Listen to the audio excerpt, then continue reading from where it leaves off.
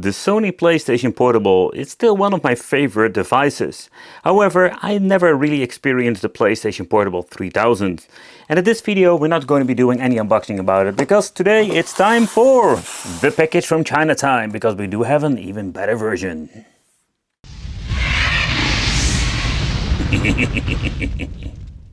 Hey, welcome back to the channel. It's awesome that you're tuning in. Yeah, I already did an unboxing or kind of an opening it up because I needed to check it out. But what are we getting in the inside? A lot of goodies. But in this video I just wanted to check about this PlayStation Portable 3000. And the 3000 is going to be having this very nice fancy bag that I'm not going to be using with a PlayStation Portable for some other stuff. However, we're getting these plastic containers that you're going to be having around your device. I'm not the biggest fan of these plastic, but yeah, if you want to keep it scratch free, you can actually use one of these things. It gives a little bit of extra grip, but I'm not going to be using it today. Comes with a power supply, 5-volt charger. And then, of course, with thank you for the purchase when it comes to the Sumo Shop. And yeah, when it comes to this, so we're going to be talking about the PlayStation, PlayStation Portable, but not your typical one, because this is a fully modified version, meaning that this thing does have some really cool extra features. And if you're searching for maybe the ultimate device when it comes to the PlayStation Portable, modified and everything, this can be a very interesting option. They will automatically implement these stickers. Guessing they want to make sure that you know that they are coming from the Sumo Shop. Okay. So one of the things, of course, do not update the system itself. It comes with a screen protector. And another thing I wanted to check out, can we actually still use the UMD drive? Most time you cannot.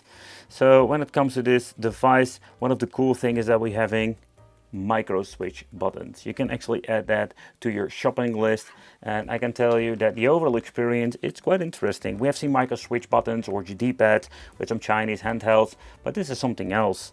Okay, so the question also remains, are we going to be keeping the stickers? If we're going to be removing it, we're going to be having a very nice full translucent system. But let's power it on, or let's charge it first, and let's see how it is with the system, because when it comes to this, we can do some really cool stuff. But first, let's do a quick overview of the micro switch, or tactile buttons they love to call it. I can tell you that the first thing, of course, we needed to try is playing some fighting games. And I must say that I've been playing around with this, and the overall experience is something interesting, because this is something I've never experienced with a PlayStation Portable in general, because none of them have this. But the question, of course, is it actually going to be worth the extra money? Quick answer is yes. You need to get used to it because of the micro switch, let's say D-pad, but you can see that I don't have any problem playing the game. I think it's more like getting used to it, just the overall experience. But you can actually see that I can get all of the moves out without any problem. But again, I don't want to say that when it comes to the original, the PlayStation Portable 3000, that this is going to be an overall bad experience if you're not going to be getting these micro switch kind of buttons. That brings us to the original PlayStation Portable 3000, and I think the biggest difference, if you're going to be having these, let's say, normal membrane buttons, I think it's not overall bad. So if you're going to be needing something, it's of course completely up to you. So comparing them, what you're getting actually with a micro switch, of course, we're having still a little bit of travel, what you can just see, but just the finishing touch, the final click is just super satisfying. And that is also, of course, with the X, Y buttons. Like, they're absolutely great. I think this is going to be the biggest difference, actually.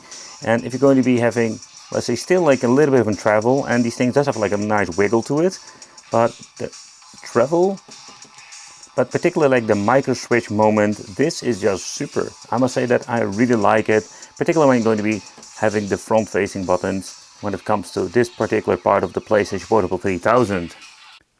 So at this point, I wouldn't say like the 3000 is really bad with the original controls, but I think the micro switch can be a very fun add-on to the overall gaming experience. But let's talk about, let's say, the software and what you're actually getting with this. What is so extra besides this special micro switch tactile craziness of a button? But how about the menu itself? If you're going to be booting up the device, this is actually what you're getting. So when it comes to, let's say, the overall menu, having the game sharing, of course, a lot of, let's say, the same stuff like with original OS. But in here we do have all kinds of different folders, and different folders will give you the option to play and boot up all kinds of games from the SD card. And I think this is absolutely one of the cool add-ons, and we can just actually play a lot of different games. If your favorite games are here, it's always going to be very difficult to answer because there are so many PlayStation Portable games out there. I do wonder like how they actually let's say select certain games. Do they have like a top 100 where they're going to be selecting them from? But the overall list is quite nice. Over here having God of War, having a Gran Turismo, and we can just boot them up fairly easy. They made all kinds of different folders, and in here we can actually find our games. However, let's do a quick overview of something else.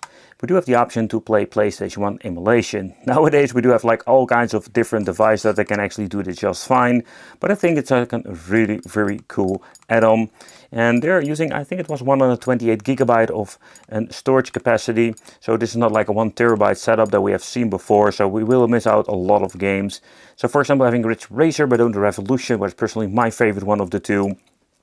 And many others, of course, because it's absolutely impossible to actually slap all of these games on here. We do have Twisted Metal 1 and 2. But yeah, over here we're having the emulators. We're having Master Boy, Janissary G, and many other emulators. It's quite limited actually, so having over here the Game Boy Advance, the Super NES and so. So when it comes to that, I must say we do also have some Homebrew games, that's kind of cool. And you know, stuff like this. But when it comes to Homebrew for PlayStation Portable, there is actually so much that they can't even put it on an SD card. So actually we should like use multiple SD cards when it comes to that. However, so booting up a game, it's super easy. So if you want to boot up a game, you can just actually choose it from the list. You don't need an UMD drive, and you can actually boot up the game and just play, and that's it. Of course, we don't have any loading times with the UMD, so I think the loading times are slightly, let's say, faster. But so far everything seems to be working fine out of the box, and I think this is just an absolutely fun overall experience. If you just want to play some PlayStation Portable games, this is still one of very cool ways to play. Of course, also here with PlayStation Portable, we're getting better emulation with many different new devices do have option to do emulation, and maybe even having a little bit of an upscaling going on. So yeah, that's obviously the question, like, is this something you should pick up? Depending of the price point, because these things are not really cheap actually, because of, let's see, they are refurbishing, they are putting some micro switch button, but I think it's still a very cool overall experience to just have some old school PlayStation Portable on the go. We can quit the game fairly easy, and this way we're going to go back to the menu. But let's try another game. I already showcased a PlayStation 1 game, but let's check out another one. And yeah, when it comes so far with emulation of PlayStation 1, I think there were no problems with compatibility. So I've been trying a couple of them, and just to see how they actually work. And the same thing going on if you want to into the menu for getting into, let's say, some extra option, it's all actually possible. So one of the things we do see a lot that they don't implement the background music, and this has to do because of the size of the disc. I think this game is like maybe 50 60 megabytes, like not a lot actually. So without, like say, the music, you can just slap on more games. Wherever pressing the home button over here in the PlayStation 1 menu, you can have like the memory card utility, auto settings and stuff that you can actually mess around with. But out of the box, this works just fine. No background music, there's a little bit of a bummer. But also what is interesting is if you're going to be playing this with the micro switch button, it's kind of cool. I really like it. We cannot use the analog or slider stick. Not in general a big fan of this thing, so anyway, I don't really mind that.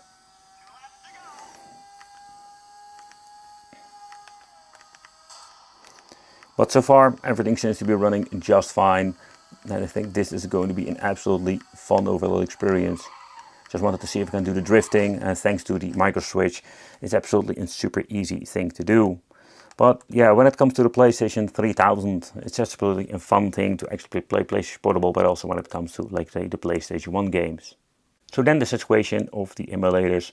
So it's kind of cool that this thing does have the backwards compatibility with some of the emulators, like the Game Boy Advance. So I don't know exactly if these things are having all of the, let's say, perfect emulation in general. But yeah, it's kind of cool that we do have a couple of these things going on. So here we can load up the files. If this bloody thing wants to load up the files, there we go.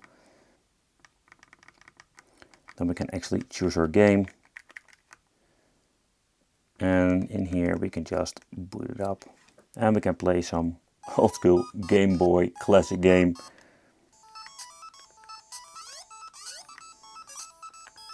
It didn't implement the turbo buttons, but no, they didn't. But inside of the menu, you can actually like have a quick load, quick save, and all that kind of cool stuff. And we can even tweak with some other setting that if you don't have any knowledge about, I would just leave it as it is. But in that case, you can actually do some really cool stuff and just exit over here and actually go back to the main menu or actually the menu itself. So, you know, there are all kinds of cool stuff you can do with this. So emulation wise, you can see that we even have even some Game Boy Classic, and over here we're having even the NES with the Nestor J emulator. So next up, if you want to play some NES, it's the same situation. So what you're getting is actually a menu. If you can have that menu, so actually what you needed to do is go to the folder where everything has been stored.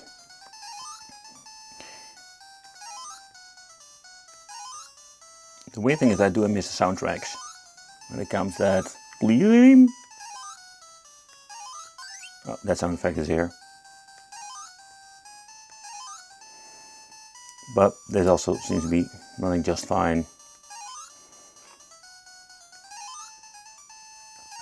This is so basic, but so much fun. There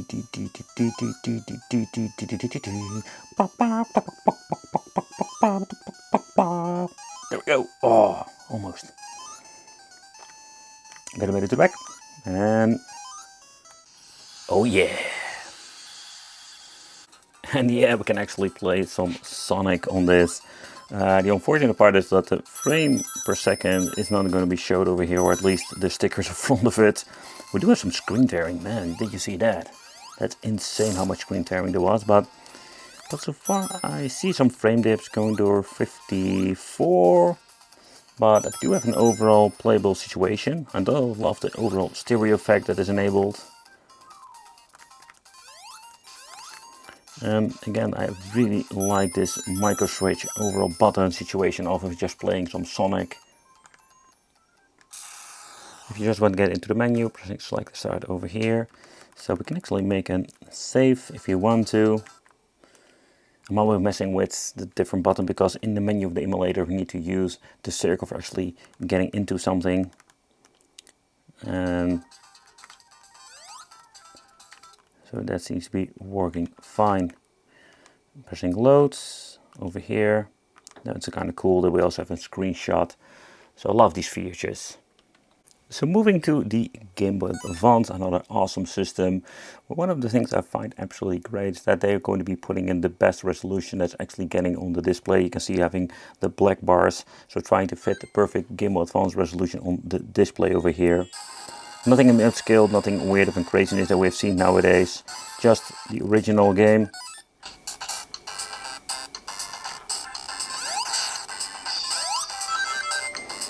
So far, it seems to be running quite well.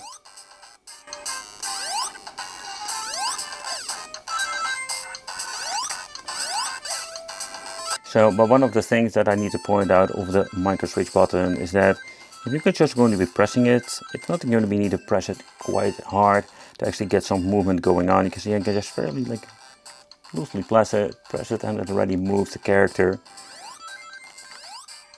So beside like for fighting games, just playing some simple games like Game Boy Advance, adventure mode games, this can be like say a very cool extra add-on. So what's interesting with different emulators, you have different configurations. Like the previous emulator, we need to press like certain button combination. Now we can just press the home with the Game Boy Advance. And in here we're having the quick load, quick save. If you want to mess around with the configuration, so far everything I've noticed has been set up already. So that's it. And if you want to exit, you can just press there. And I need to remember that you press the circle, not the cross over here. So that's a little bit of a confusing situation, but I'm getting used to it now. So the next thing I wanted to check out is, of course, some Super NES. But the unfortunate part is that, of course, of the PlayStation Portable, what I understand of, there was no really updates going on with the emulators, or at least there was no update I have seen. And it's quite unfortunate. You can see that we can play a lot of different games, but Super NES is kind of unplayable to the point. A little bit of a bummer. So in my opinion, they should just check it out which games are actually running okay. But if this is all running pretty bad, just use the space that you're going to be saving for something else. And you can just hear from the audio itself that this is not like how you want to play the games. But last but not least, we're going to be having over here some Homebrew. There's nothing, a lot of stuff going on over here, but I just wanted to check out this NZP because it's more like these custom games. That is kind of cool when it comes to that, when like the PlayStation Portable. And maybe it would be cool to have like an image where they just removed all of the junk and just added some really cool Homebrew games to it. It's like a handful. You know, it's a very cool addition to play these games on the PlayStation Portable. So what I understand of this is more like a Left 4 Dead clone game, if I'm saying it correctly. So it will take up time to actually load up because this game is massive. But running this test frame as it is, I just wanted to showcase how long it actually takes to load up. I just shut down most of the lighting in the studio because I want to have the main focus on the display. Another thing is also that when it comes to, let's say, the game, it's quite dark when it comes to that. And oh man, loading times. It's ready to go. So graphical wise, this is absolutely interesting. If you see what they managed to do with this, it's kind of cool.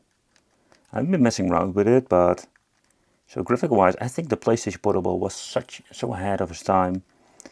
And you know, I do wonder like what kind of stuff is actually more on the PlayStation Portable. Man, I really hate the freaking, let's say, slider joystick. Not a big fan of it. I want the best die. There we go. Oh crap. More zombies!